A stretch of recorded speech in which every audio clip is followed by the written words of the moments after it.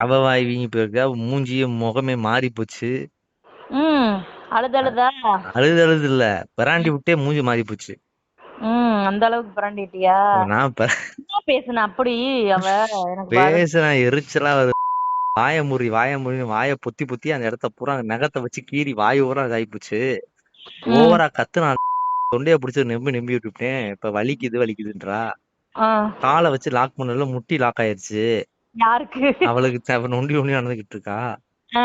உடனே 10 பேர் சேர்ந்து அடிச்சு போட்ட மாதிரி இருக்கும் போல. உடம்ப நல்லா மாதிரி சுருட்டி எடுத்துட்டேன் காலையில. வச்சு ஆ. வளைச்சு நெரிச்சிட்டேன். ஆ. காயங்கள் வேற, உதட்டுல ஏகப்பட்ட காயங்கள் வேற ஆயிப்போச்சு. சொல்லி வச்சிரு. வாய் ஓவரா பேசினா இப்படித்தான் இருக்கும். அப்படித்தான் அப்படித்தான் ம். அப்படின்னு சொல்லிட்டேன், சொல்லி வச்சுட்டேன். அவங்க எது தேவையாவும் நீ பேசக்கூடாது, அவங்கள பத்தி இது பண்ணக்கூடாது. இல்ல நான் அவங்களதான் இது பண்ணணும்னு நான் சொல்லவே இல்லை. விஸ்வக்க கூட்டு போங்க, இருக்க இருக்க வைங்க. அவன் இப்ப பெரிய பையன், அவன் பாத்துக்குவான். சின்னவனுக்கு வந்து அவன் பொண்ணு டக்குன்னு இதாகுது. அவன் கொஞ்சம் வளர்ந்த பின்னாடி கூட கூட்டு போங்க. கூட்டிட்டு போறதுக்கு என்ன பிரச்சனை? இப்ப ஏன் வந்து அப்படியே டாபிக்க மாத்திர, நீயும் டாபிக்க மாத்திட்டு பேசாதனே.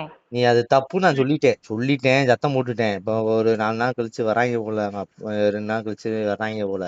மதுரையில் வரதட்சணை கேட்டு பெண்ணை கொடுமைப்படுத்திய விவகாரத்தில் காவலர்கள் இருவர், கணவர், மாமனார், மாமியார், தங்கச்சி உட்பட குடும்பத்தினர் 4 பேர் மீது வழக்கு பதிவு. தேனி மாவட்டத்தைச் சேர்ந்த சிவா என்பவரின் மகள் தங்கப்பிரியாவுக்கும், விருதுநகர் மாவட்டம் சாத்தூர் வட்டத்தில் இன்ஸ்பெக்டராக பணிபுரிந்து வரும் செந்தில்குமரன் என்பவரது மகனும், மதுரை அப்பன் திருப்பதி காவல் நிலையத்தில் காவலராக பணியாற்றும் பூபாலன் என்பவருக்கும் கடந்த 2017ஆம் ஆண்டு திருமணம் நடந்த நிலையில் இவர்களுக்கு 7 வயதில் ஒரு மகனும் 5 வயதில் ஒரு மகனும் உள்ளனர்.